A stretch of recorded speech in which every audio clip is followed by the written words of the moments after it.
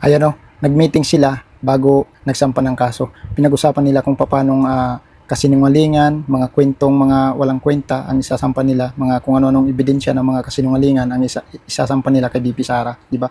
Kasi hindi na sila mapakali kasi malapit na yung 2028, natataranta na si Treliling. Tapos si Jokno tuwang-tuwa kasi siyempre na ano nila, napag-usapan na nila kung anong mga kasinungalingang kaso ang isasampa nila kay BP Sara. Hindi kasi sila mapakali hanggat nandyan si BP Sara. Yun yung katotohanan.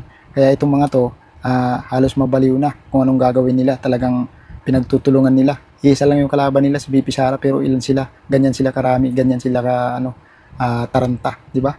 So itong mga to tuwang-tuwa. Na late pala, may kulang diyan si Father Flavi kasi nanonood pa ng Kantot Gaming, di ba? Si Delilah, ayan tuwang-tuwa pero talagang naghihintay siya kay Father. Kaso nga na-late si Father kasi nga nanonood ng Kantot Gaming. Si Jokno, tuwang-tuwa sa saya niya, hindi maitikom yung bibig kasi nga sa lalaki ng ngipin, di ba? Tuwang-tuwa sila oh. Si Treliling, sila yung mga pasimuno diyan sa mga kasinungalingan, sa mga gawa-gawang mga ebidensya na binabato kay BP Sara. Ayan, walang katotohanan yan.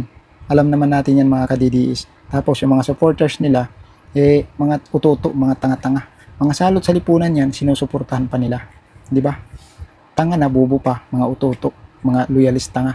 Pinklawan,